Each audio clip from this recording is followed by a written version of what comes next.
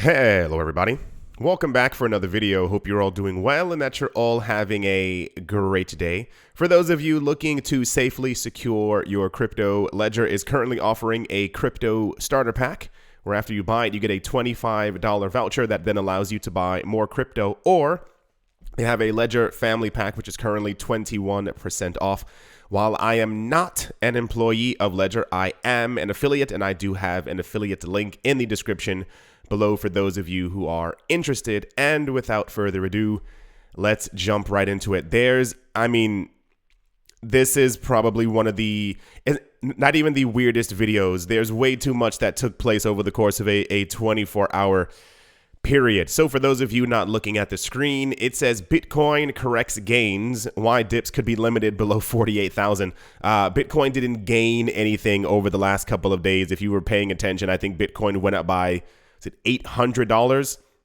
So the idea of a correction of something that never actually really was, because we've been bouncing up and down for the last 6 or 7 weeks, I just simply myself found to be quite fascinating. There was not an enormous amount of price news floating around. This is usually, I believe, because if prices aren't explicitly going in one direction, I think a lot of the websites don't actually know what to say, what to do, what to write about. So they simply put, oh, well, maybe prices could potentially go here if we happen to have a situation where Ethereum happens to move up. It says Ethereum rejects $4,000. Why? It is vulnerable to go below 30, because that's how prices work. If Bitcoin keeps falling, the rest of the market is also going to fall. There was nothing explicitly negative, I dare say, about Ethereum or Bitcoin actively in the news. Like normally sometimes you'll hear like maybe tons of people put their Bitcoin back on an exchange, or Ethereum had a hiccup when trying to do so-and-so, or Bitcoin was Bitcoining itself, whatever the actual thing might be. But nothing negative was actually floating around except for some like other nonsense that we're going to get into. Some altcoins are moving up. It says Polkadot and Near rally. I mean, it's like a 4, 5, 6% movement up. You can see like even last night, a lot of these coins were trying to move up. And then as Bitcoin fell down by, 1 or 2%, the rest of the market also reacted accordingly. Still no exact news from anywhere as to why we seemingly can't get past $50,000. It'll happen randomly. It always does. We had this situation earlier at the beginning of this year. We had it sometime in like March. We had it also in May. And then there's always a point, always a point where the price dips down. Everyone's kind of like, whatever. And then 8 hours later on in the day, everyone's messaging me on Twitter. And for some reason, we've popped up by $8,000. It just kind of is what happens. So yeah. The market isn't looking bad per se. It's basically where we were about a good 4 days ago. Yeah. And without further ado, let's move on. Next up, in like super popular news, let me actually move that out of the way. I don't know why that was even there.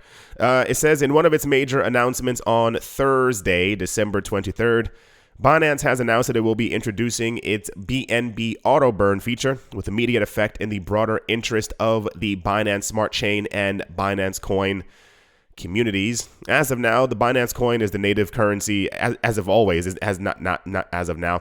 Binance Coin is the native currency of the Binance Smart Chain.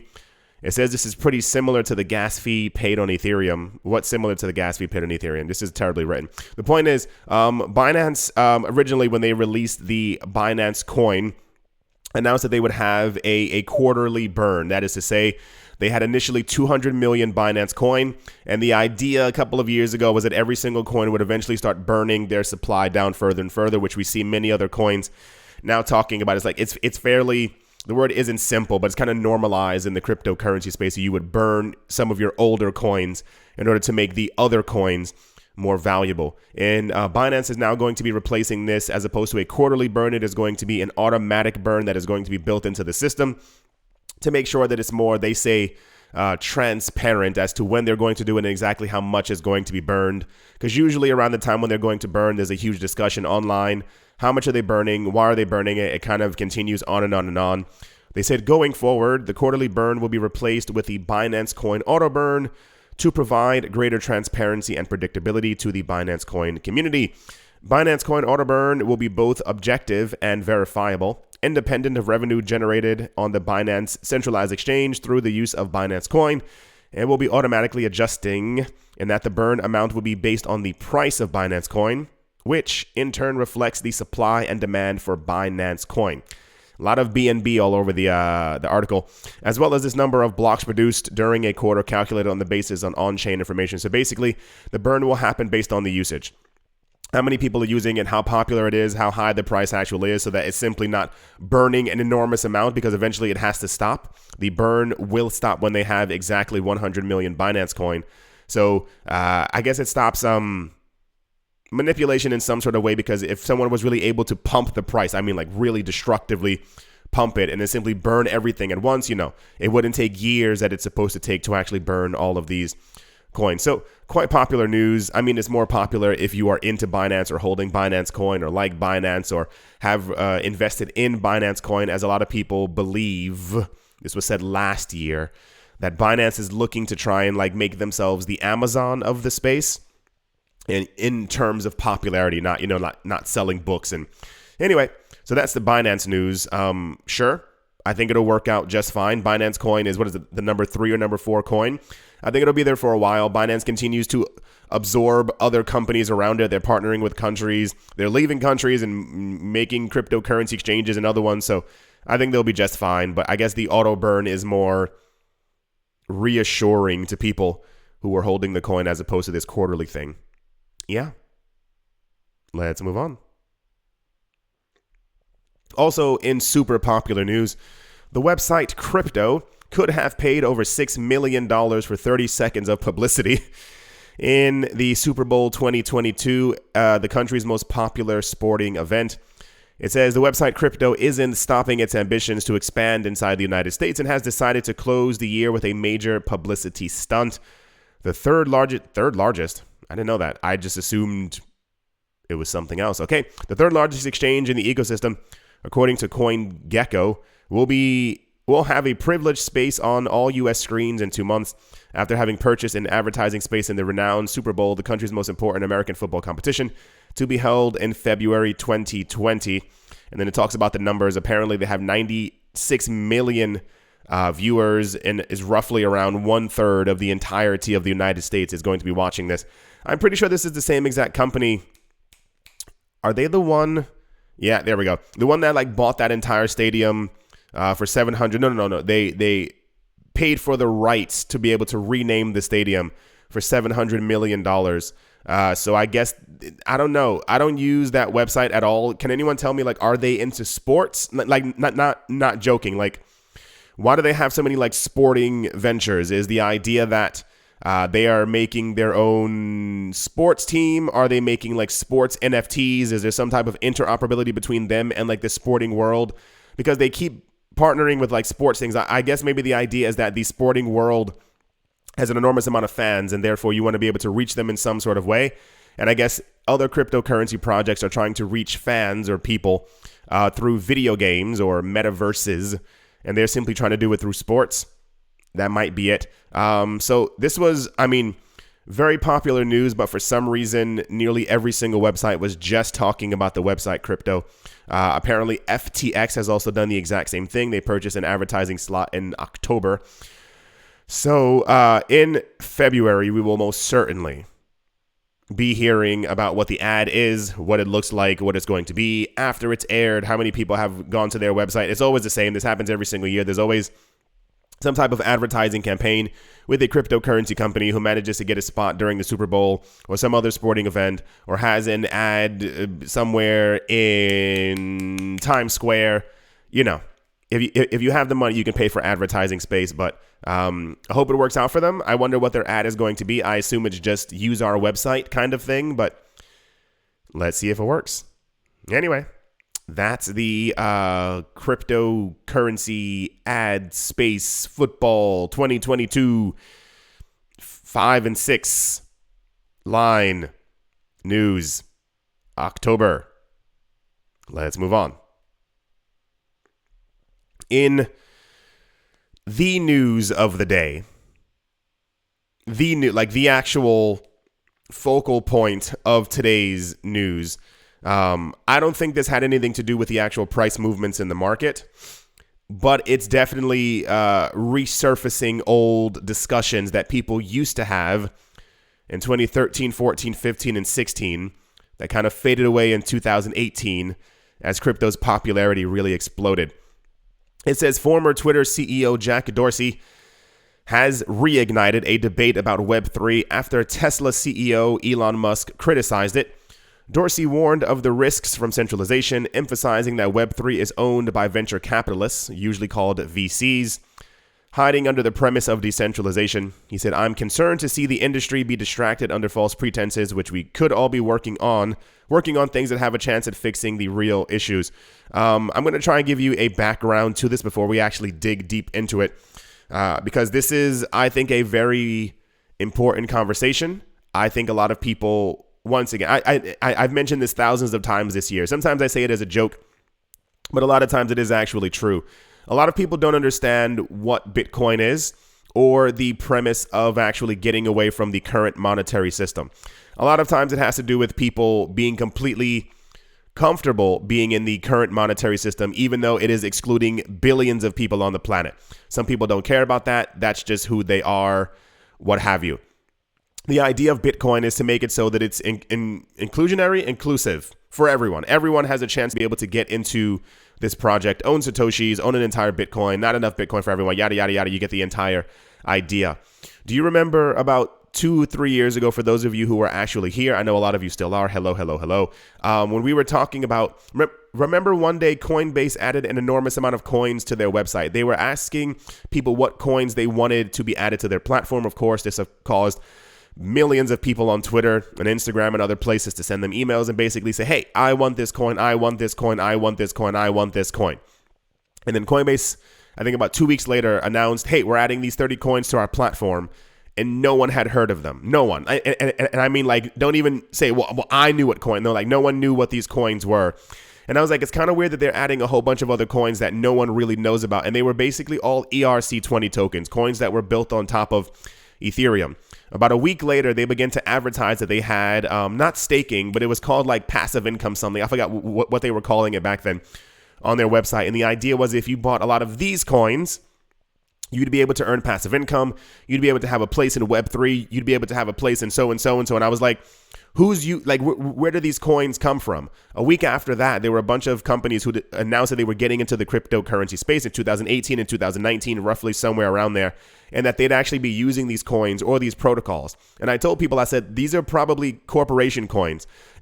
Because for those of you who also, I'm digging really far. For those of you who also don't know, there's something called the Enterprise Ethereum Alliance. Sorry, my throat is still whatever. I can't help it. It's called the Enterprise Ethereum Alliance. And I think it's like 500 companies who years ago, before Ethereum was even big, had all decided behind the scenes that they would go and support the Ethereum ecosystem. They would build on top of it. They would build, whatever it had to do with Ethereum, they were going to use Ethereum in some sort of way.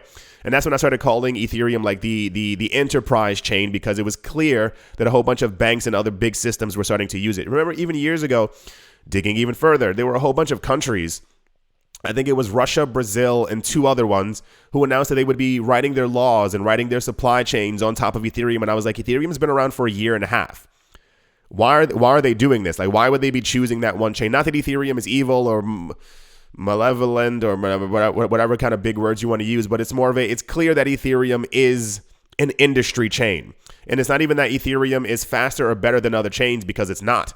Ethereum does 15 transactions per second. There are other coins right now that you're probably holding that do 500, 1,000, 10,000 transactions per second.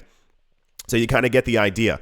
The old words of decentralization for the cryptocurrency space never really come up anymore. Or when they do, the idea of decentralization is usually, well, we have 5 nodes. I have one, they have one, she has one, he has one, and they have one. We're decentralized. It has nothing to do with the actual original premise of everyone being able to equally be in this ecosystem together without actually having to, you understand what I'm saying? And this has been further fueled by the idea that I have seen, and I have read to you and shown you on the screen, that 9 out of 10 times, whenever something major is happening, it's usually built on top of Ethereum. And there's usually a gigantic company who's attached to it as well. So this is kind of the idea. Now we can move on a little tiny bit. Jack Dorsey and Elon Musk raised concerns about Web3 this week. Dorsey warned on Monday. He said, "You don't own Web3. The venture capitalists and their LPs do. It will never escape their incentives. It's ultimately a centralized entity with a different label. Know what you're getting into." A couple of years ago, when Ethereum was first trying to start out, the news was, and I'm trying to find these articles, but I can't, and I have my own ideas, whatever, doesn't really matter. Ethereum almost failed. Even after their ICO, they weren't as popular in the cryptocurrency space because people were calling them a scam, et cetera, et cetera. But then we got news about 2 years after that a couple of very rich people had actually saved, air quoting, Ethereum. And I think one of them was Mike Novogratz. I think he's noted as being one of the people who went to go see the small little team in Brooklyn. And I think he bought not hundreds of millions, but millions and millions of dollars worth of Ethereum himself when they were all around $1 each. And that kind of helped them fuel upwards to where they currently are. I don't even think I can read all of this because it's so much for my voice right now. But basically there was a gigantic discussion that was happening. Jack Dorsey tends to be more, not even opinionated, more vocal than other people. Sometimes other people will mention things, but they really won't kind of say it. Jack Dorsey really believes that Bitcoin is kind of the answer to safety, monetary sovereignty, and I mean all these things in the world, especially when you even look at, remember the discussions we were having 2 or 3 years ago as well when it came to Ethereum. And to be fair, for those of you who are relatively new here, I own Ethereum. I've been into the project since towards the very beginning. I do believe that they will do amazing things, but as far as decentralization, it's clear that Ethereum is highly stuck in the middle. It's kind of like whenever something gets proposed, once again, it's usually always by just 2 people, and then it kind of rolls forward. Of course, the community has a yay or nay in it, but it's also the head of the dragons who kind of announce things, and everyone else is kind of like, yeah, that sounds absolutely amazing. Anyway, the point is, the discussion that they were having basically came down to, should we trust Web3? The idea being that Ethereum and many other protocols on top of it or like it or similar to it are Web3, like the next iteration of the internet. The first iteration being in the early 90s, Web 2 being smartphones and the things that we kind of have right now, and Web 3 being, this brand new, awesome world. Any ideas for Ethereum being the world computer are no longer spoken about. And this is, I think, also quite sad because Ethereum in the very beginning was promoted as this hyper decentralized, no one owns its system that eventually would have millions of transactions per second and basically be its own. Imagine another internet, but it being on Ethereum, or it simply being Ethereum itself. You kind of get the idea. So during the discussion, they basically, Elon Musk was asking, has anyone seen Web3? I can't find it. And Jack Dorsey mentioned it's somewhere between A and Z. For those of you who didn't get it, Andreessen Horowitz has a company known as A16Z, so it's somewhere between A and Z, therefore it's them. As they have been over the last couple of years, you've definitely heard of Andreessen Horowitz. They're usually the venture capital firm who is pushing hundreds of millions of dollars into these things that are built on top of Ethereum or built in some sort of other way for these coins that are or have been promoted by larger players for you to get into under the premise of, well, this is decentralized, well, this has passive income, well, this is built on top of Ethereum, and therefore I should also own it myself. So basically, they completely went nuts on Twitter. I really wish that I could read all of it. I really feel my voice getting worse. They were basically screaming at each other back and forth, and it got to the point where they were blocking each other, they were unfollowing each other, and I know it doesn't seem as significant, but you have to understand that this is a whole bunch of money with different vested interests in the market, kind of screaming at each other. So Andreessen Horowitz, of course, blocked Jack Dorsey. Jack, for some reason, unfollowed one of the Winklevoss twins. I think it was Tyler. It says it's somewhere around here. I don't know where all the words are. And then they kept on discussing back and forth. And it's weird to say, but I think there's going to be an actual winner in all of this. I have my own opinions, if you will, but This was the most popular news story of the day, as these are actual titans, if you will, within the cryptocurrency space. I think the entire idea of decentralization is basically gone in crypto, and it's very, very sad, because a lot of people, especially even those on other YouTube channels or wherever it might be, who scream that we need a new financial system, they mean for themselves. It has nothing to do with you. And I think that's one of the biggest problems. I told you all before, I love the idea whenever we have news that something in Latin America or something in Africa or Southeast Asia is really, really picking up very quickly when it comes to cryptocurrencies, and more people are buying in these countries, whether it be from inflation, hyperinflation, or simply because they're getting more into the actual market. I think it's great, because the idea is actual inclusion. For those of you who don't know why I keep mentioning these countries or these continents or these or the idea of inclusion, the current banking system actually doesn't care about you if you're poor. And I don't mean like there's not one, if you live in a certain state in America, there's not a bank near you, which is also absolutely terrible, because they don't tend to go for poor areas. It's more of a, it was decided 70 years ago that all the poor countries would simply not be in the current banking system. So this is why they don't have access to actual bank accounts. Like they have to use cash wherever they go. And the idea of any country actually trying to get into a card type of system for them is very, very difficult. Yes, I know that there are many countries in Africa and also in Latin America that do have cards, and I know what these countries look like. I understand. But if you actually dig through the numbers, I think it's around 3 to 4 billion people on the planet don't have actual access to the current traditional system, but they do have access to smartphones, which then gives them access to Bitcoin and to be able to download these wallets and actually hold their own money themselves. But I think a lot of this discussion will continue to disappear, as new people getting into the market will simply be sold this idea of quick riches, fast money, big cars, nice houses. You've seen them on Instagram as well. You've seen, and it bothers me so much whenever there's something about crypto. It's always like a photo of Gary V like going like this, holding his chin, and is like how Gary V made $90 million over the course of 4 days, or how this guy flipped this coin for $14 million. Like, it's just about like really fast, quick money. And that's what causes the space to actually implode. This is the reason why we keep having these bust and boom cycles, because no one ever actually pays attention to like, no, we need to dismantle the current system because it's not inclusive and it's terrible for all of us. And the very top, these are the people who have everything. And even if you have $15 million in your bank account, which is a huge amount of money, you still will never be able to get to the billions that these people have, because they actually own the world. The world should be more inclusive and actually make it so that everyone is on some type of a leveled playing field. Because if you look at the actual data, whenever you see like strife and other things, I can't say these words because of the algorithm, which is an actual shame. This is what causes the problems that we have in the world. It's because of these situations. But that's once again an entirely different discussion. Anyway, so yeah, we'll see. Once again, time moves forward and we have no choice but to follow it. So I think in 20 years, we will definitely see which has won out. Will it be decentralization in an actual brand new system where everyone can be included if they so decide to be? Or will it be the same exact system that we have right now, and instead of the US dollar, it's just another coin that's also still just being printed, that's being held by all the top people on the planet? So, yeah. Anyway, this discussion will continue. I'm sure they're still fighting on Twitter right now, but yeah. Top news story of the day. Let's move on.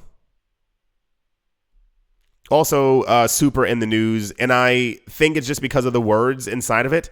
Visa has completed the acquisition of a Ripple partner named Currency Cloud in a deal that cost them $925 million. That's an enormous amount of money.